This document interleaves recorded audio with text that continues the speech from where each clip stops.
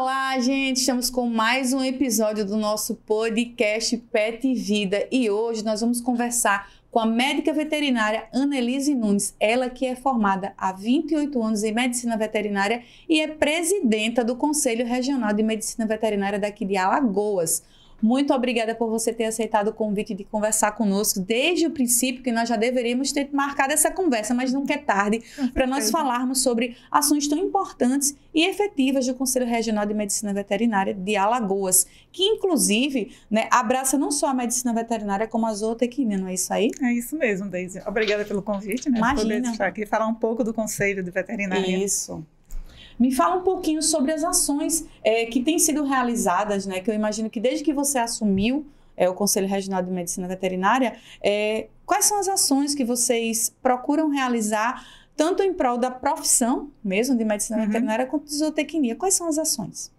Veja, uma das coisas que a gente vem fazendo sempre é a questão da informação, né? De sempre estar informando os profissionais das resoluções novas que surgem, né? Das atualizações.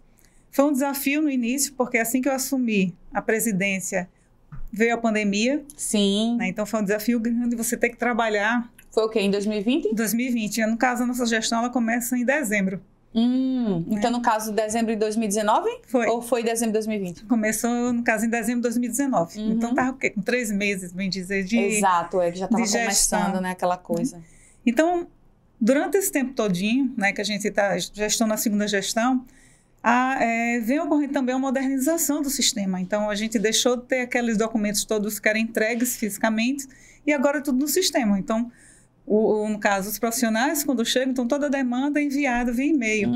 Os que quiserem ir pessoalmente lá na sede entregar, mas o profissional ele termina tendo mais independência, né? Então, com isso também, a gente tem feito as divulgações das nossas ações de participação. Temos as nossas comissões também, né, que são ativas. Não temos muitas. Quais são as comissões, Annelise? Hoje, a gente tem a Comissão de Saúde Pública, temos a de Animais Selvagens, temos a de Bem-Estar Animal e a de Ensino da Medicina Veterinária e de Higiene de Alimentos. E conta um pouquinho sobre, porque assim, o número de cursos de medicina veterinária tem crescido desde que o Conselho foi fundado ou até antes, porque na verdade o Conselho só surge a partir da demanda de profissionais. Então, o Conselho de Medicina Veterinária, né, quando surgiram, então com a Lei 5.517, em 68, não só normatizou a profissão, né, mas porque teve o primeiro decreto-lei, que foi em 9 de setembro de 1933, mas na Lei 5.517, ela cria o Conselho Federal e os Conselhos Regionais. Então, o nosso Conselho aqui de Alagoas era vinculado a Pernambuco. Sim. Né? Ele só foi desvinculado em outubro de 1980. Né? Então, nossa primeira faculdade aqui foi em 2000. Então, formou a primeira turma em 2005. Né? Então, hoje nós temos... Foi pelo SESMAC, né? Foi pelo SESMAC. Né? A segunda é na Universidade Federal de Alagoas, que foi em 2006, que iniciou o curso. A primeira turma se formou em 2011.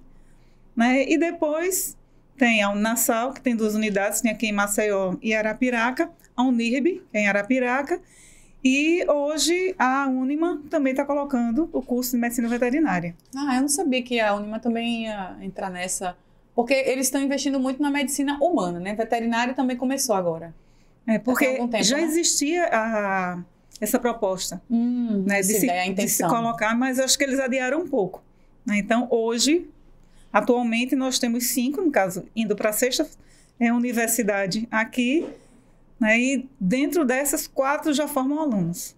E não só desde que você entrou, mas de muito antes, a gente sabe que o número tanto de instituições e, obviamente, consequentemente, de profissionais da medicina veterinária cresceu aqui no estado. O que você atribui a, digamos assim, tanto a escolha pela profissão, quanto a quantidade de profissionais que estão sendo colocados no mercado? O mercado está preparado para receber isso? Você acha que essa demanda de profissionais surgiu porque realmente está crescendo o número de pessoas querendo cuidar mais dos seus animais? A área PET é uma área que cresce muito, né? Mas a medicina veterinária, ela tem 80 áreas de atuação. Então, há demanda por profissionais. Então, tem áreas que são carentes de profissionais que você ainda não tem. Especialidades, né, Annelise? Sim, que a gente hoje vê. Então, a nossa formação ela é generalista. Mas uma coisa que cresceu muito com o tempo foram as especialidades. Verdade, tenho percebido isso também. Inclusive, trouxe já diversos profissionais na área de nutrição, ortopedia, dermatologia, oftalmologia. Então, assim, realmente, como você pontuou aí, tem crescido bastante. E é como você mesma citou, tem mercado para todo mundo, desde que você procure se especializar e construa o seu espaço, né, Annelise? Sim. E como é que tem sido, assim, as fiscalizações mediante algumas situações que a gente, infelizmente, tem que lidar de pessoas que fazem, usam a profissão sem ter formação nela? Por exemplo, pessoas que não são médicas veterinárias e acabam sendo denunciadas porque, olha, aquela pessoa está cometendo crime, não é médico veterinário. Como é que vocês têm agido diante disso? Pronto, porque, no caso, o conselho, uma das ações dele é fiscalizar o exercício profissional. Então, aquelas pessoas que não são médicos veterinários ou que não são zootecnistas, a gente não tem ação sobre eles, né? Tanto que a gente tem as parcerias para poder, no caso, agir. No caso, a delegacia de meio ambiente, que no caso, dão suporte, né? Sim, com essa parte, no caso das pessoas que não são profissionais. Né? Porque se a gente pensar, você vai causar um dano ao animal, você vai causar um dano também à saúde pública. Sim. Porque a partir do momento que você não é um profissional, você não tem informação e você está atendendo o animal e fazendo a orientação errada, você não só está comprometendo a saúde daquele animal, não. Você está comprometendo também a saúde de todos aqueles que fazem parte. Né? Porque hoje a gente fala muito da questão da saúde única. Isso, então, a saúde animal, a saúde humana e a saúde do ambiente. Do ambiente. Então, está tudo vinculado. Precisa os três têm que estar em equilíbrio, né? Então, uma coisa que a gente observa muito é essa questão de pessoas que não são profissionais formados atuando como médicos veterinários. Não tanto como zootecnistas, né? Pelo menos assim, as denúncias que a gente recebe. O número é menor de zootecnista, né? Que tem aqui no estado, passado, sim. Eu digo assim, que tem passado por essa situação de pessoas acabarem se utilizando da profissão para poder... Ou pelo menos que as pessoas não denunciam o conselho. Sim. Porque você pode fazer, eu como cidadão, né, observando, caso eu sou médica veterinária, zootecnista, observando uma pessoa atuando na minha área sem a formação, eu posso fazer essa denúncia. Ou posso encaminhar essa informação ao conselho e o conselho... Para o conselho tomar as medidas cabíveis. A gente tem feito isso. Certo.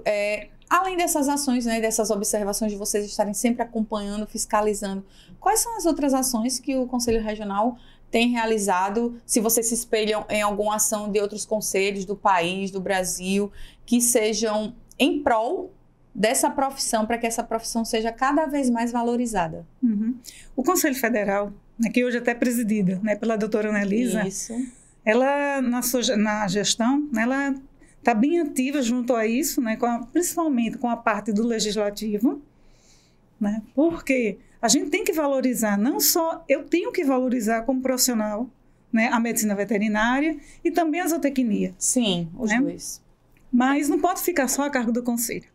Então, todos os profissionais, eles têm que exercer a sua profissão com zelo, né, e valorizar ela, né, para que a sociedade entenda o seu papel. A valorização tem que partir do profissional também, porque se o profissional não se valoriza, fica difícil.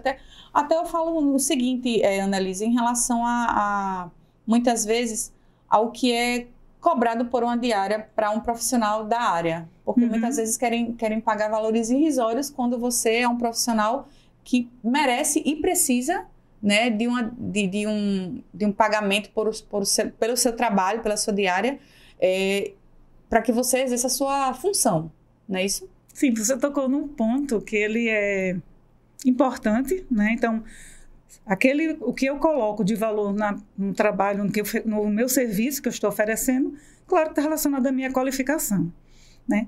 Mas não é uma questão diretamente que a gente, como conselho, está envolvido. E seria mais uma questão de sindicato, né? Que, infelizmente, aqui em Alagoas a gente não tem. Né? Mas o conselho, mesmo assim, ele representa, né, o profissional, né, e solicita, não com o particular, com o privado, né, mas sim com o público, quando faz aqueles editais de concurso, né, que a gente observa. Sim, vocês estão sempre observando. É importante mesmo você tocar nesse assunto, porque quando há os concursos, geralmente tendem a em algumas profissões, não estou dizendo que isso é um caso unicamente de medicina veterinária, Sim. mas em várias profissões de se desvalorizar ou desqualificar em relação ao salário, ao que vai ser pago ao profissional. E quando se tem um conselho trabalhando de forma atuante, ele vai olhar, epa, vamos ajustar isso aí porque está errado. Sim, mas aí nós não somos um órgão deliberativo, nós somos um órgão consultivo. Sim. Então a gente orienta, a gente mostra, né, baseado em lei, Sim. né, mas a gente, infelizmente, não tem como deliberar.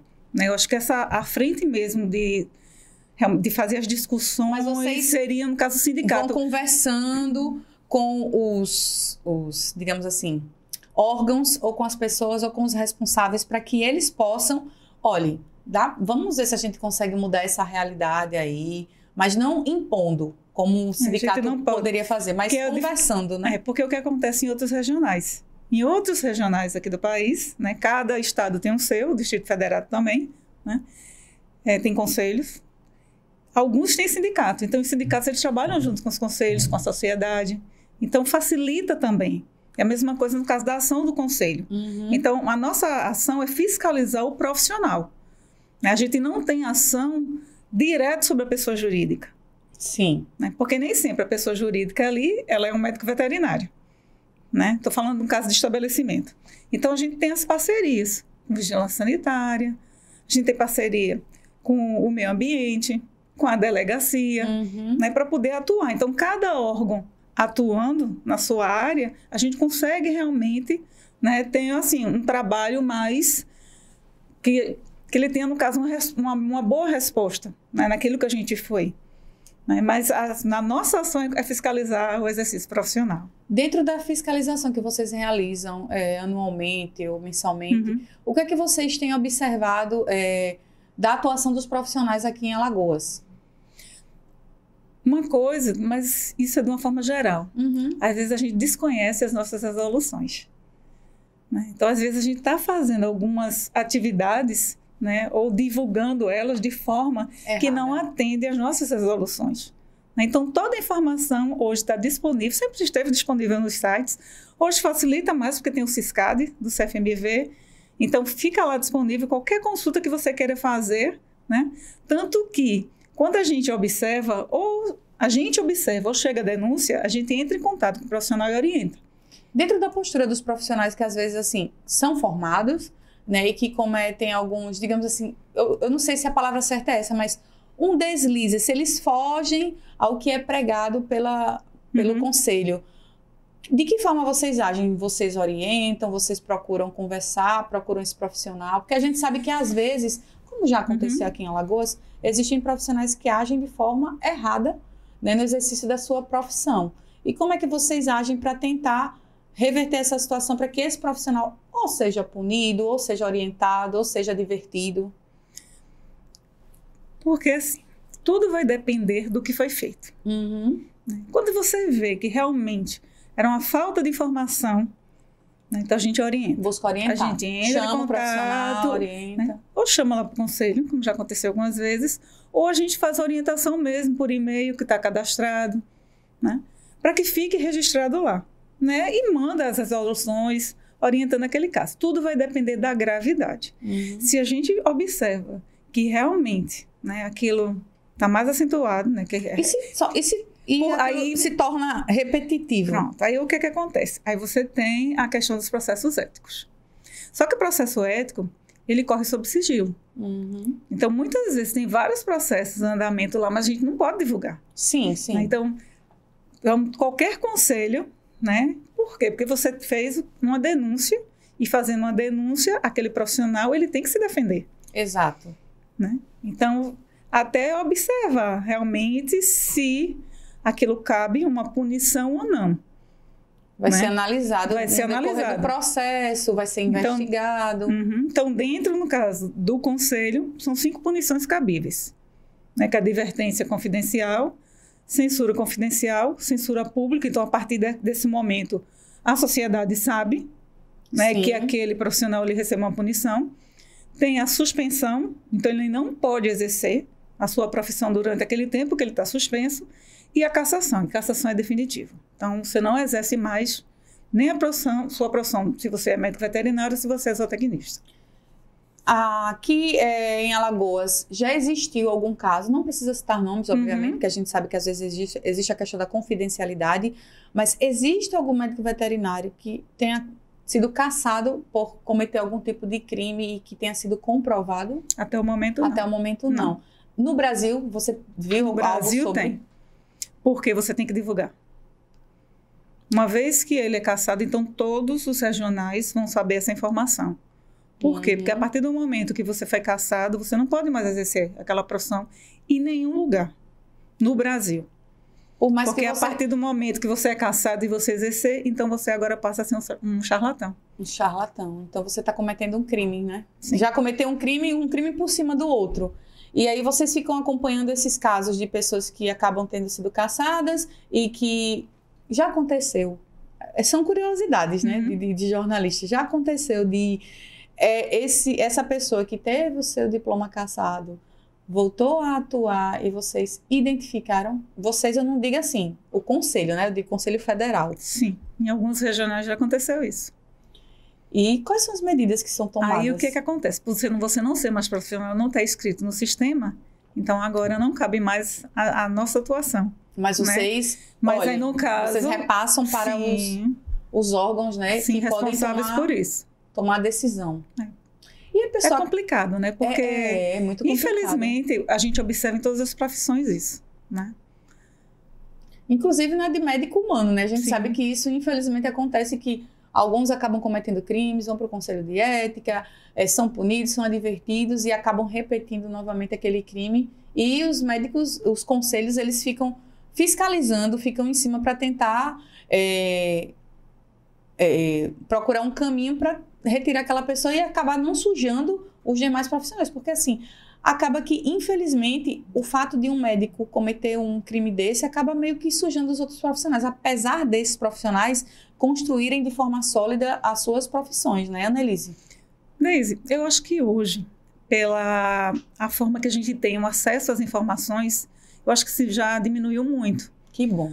Porque você, no caso, ter um profissional punido e você não fazer essa relação direta, né? Então, será que aquele outro profissional também age dessa forma? Então, hoje, com o acesso à informação, né, isso acho que minimizou bastante. Vocês, enquanto conselho, como é que funciona o apoio, digamos assim, a questão dos castramóveis, hospital público veterinário, que vai trazer um hospital público veterinário aqui em Alagoas, com certeza trará mais possibilidade de médicos veterinários assumirem os seus papéis, né, assumirem novos cargos.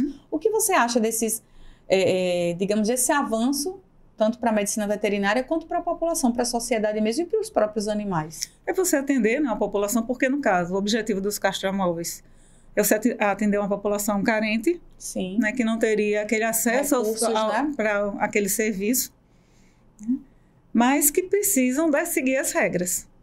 Porque eu quero um serviço de qualidade, eu tenho que prestar um serviço de qualidade, né, independente do meu paciente. Tem que estar preparado com os insumos profissionais, estrutura adequada, fazer todos os procedimentos corretos. E uma coisa que o profissional ele tem que lembrar, como a gente falou de valorização, está adequado a você executar seu trabalho de forma, né, eficiente, com zelo. E o próprio profissional deve exigir isso, né? Sim. Então, muitas vezes, né, o profissional, ele, vamos dizer assim, o apoio que ele tem hoje é do conselho. Então, porque a gente tem que lembrar, o castramóvel, né, ele está vinculado muitas vezes a uma instituição, ou particular, né, ou privada ou pública. E muitas vezes quem administra, eles não sabe a parte técnica de como funciona. Por isso que é importante quem administra ser da área técnica também, né, da área de medicina. Mas infelizmente nem sempre... Mas deveria. Acontece, mas deveria. Né? Então, o que acontece? Hoje, o Conselho de Medicina, ele já tem Medicina Veterinária, né, o Conselho Regional de Medicina Veterinária, então a resolução do Conselho Federal, a primeira, né, que foi a 962, né, que foi atualizada, é a 1596, que é a atual, né, sobre justamente essa questão desses projetos de castração. Então, tem que se fazer um projeto onde você vai estruturar ali qual é o objetivo daquele projeto, né, quem vai beneficiar. Quem são as pessoas que vão ser beneficiadas, que animais você vai, são cães, são gatos, é macho, é fêmea, né? Qual é a quantidade que você estima fazer? Então, qual é o material que você dispõe? Qual é a técnica que você vai utilizar? Tem um pré, um trans e um pós-operatório.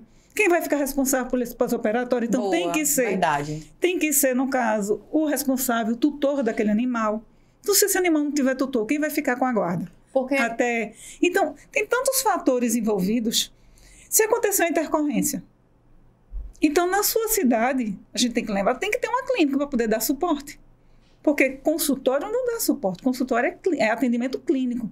Quem dá um suporte maior, numa intercorrência, é uma clínica veterinária. Pela estrutura que tem. Um hospital veterinário. Exatamente. Sim. Então, tem que ter esse vínculo, né? Porque o castramóvel, como diz, ele é móvel. Ele dá um suporte. Ele vai fazer aquele procedimento. A única coisa que ele vai fazer é aquele procedimento cirúrgico. Mas o pós tem que ficar a cargo de pessoas responsáveis e de ter esse suporte. Se tiver alguma intercorrência, de você ter que levar uma clínica, um hospital, que vai estar ali dentro daquele projeto. Então, o projeto, né? Então, você tem que submeter esse projeto ao Conselho Regional.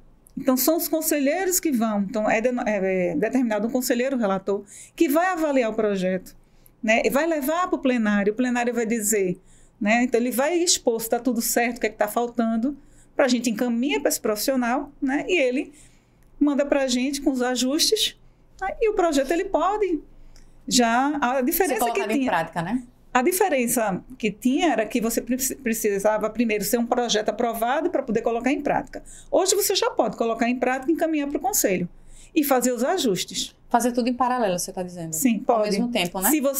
Aí tudo vai depender do profissional. Então, se ele disser, não, eu posso começar a esperar o conselho avaliar para ver o que eu preciso ajustar ou não. Eu prefiro que o conselho veja, os profissionais estão lá, né? Analisem, deixa o que é que eu preciso melhorar aqui, né? E dar início a ele.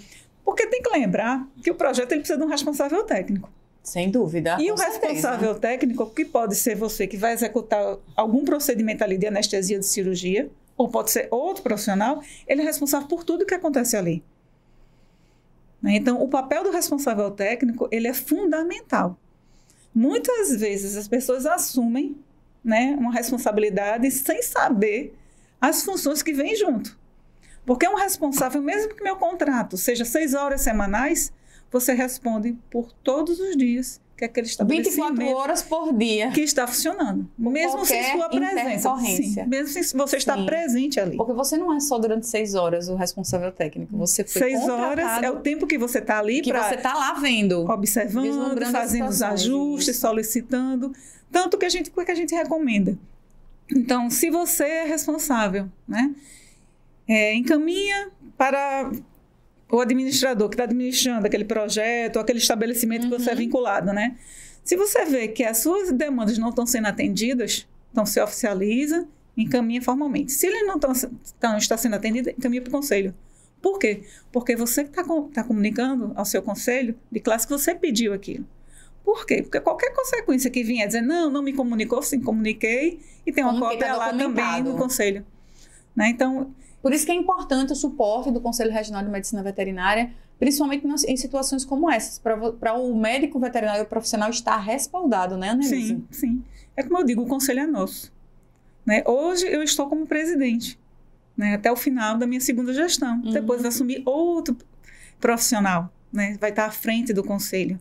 Né? E a tendência de todos que assumem lá é que o conselho cada vez fique melhor. Fique mais forte, né? Fique mais forte. Né? Eu entendo que às vezes, algumas demandas, né? O conselho não está presente, o conselho não atua, o conselho não fala, mas tem coisas que a gente, infelizmente, não pode fazer.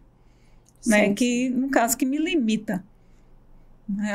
Às vezes, algumas atuações. E outra coisa, eu represento um conselho. Eu sou Annelise, médica veterinária, né? Mas eu estou representando um conselho. Então, todas as minhas atitudes hoje, né? Quanto na frente da gestão, vão ser julgadas como presidente do conselho. Exatamente. Então, tem que ter realmente, tem que seguir tudo que consta nas legislações. O que tem nas resoluções do Conselho Federal, o que tem nas leis. Então, eu não posso, muitas vezes, fazer, vamos dizer assim, gostaria que você fizesse isso. Infelizmente, muitas vezes eu não posso fazer. Entendi. Bom, eu te agradeço muito por essas falas, né, que você proferiu aí em relação às ações do Conselho Regional de Medicina Veterinária aqui de Alagoas, e Eu espero que a gente tenha mais oportunidade de conversar sobre diversos assuntos ligados ao Conselho. Até a próxima. Muito obrigada. Deseja deixar alguma mensagem para os profissionais de medicina veterinária daqui de Alagoas que estão nos assistindo? Na verdade, isso daqui passa em todo o país. Então, assim, se você quiser deixar uma mensagem para todo mundo da área de medicina veterinária, a câmera está aberta para você. Então, o conselho, né, como eu já até falei, o conselho é nosso. Qualquer dúvida que o profissional tenha, o médico veterinário ou zootecnista, entre em contato com a gente. Pode ir lá também, né, pessoalmente. A gente conversa, né, então estamos à disposição. Qual o contato, Annelise? No caso, pode ser pelo telefone, pode ser por e-mail, pode ser pessoalmente. Tem o Instagram também, né? Tem o Instagram, tem o site, então tem vários canais, né, de comunicação. Beleza. Muito obrigada a você. Gente, é muito conhecimento aqui no nosso podcast Pet Vida MCZ. Para você que está assistindo, repassa para os seus amigos, comenta, compartilha isso. Até a próxima. Tchau, tchau. Programa Pet Vida. Apresentação Deise Nascimento. Produção Produtora Maná. Estúdio Cacast. Um oferecimento Petit Nature. A melhor alimentação natural para seu cão e gato.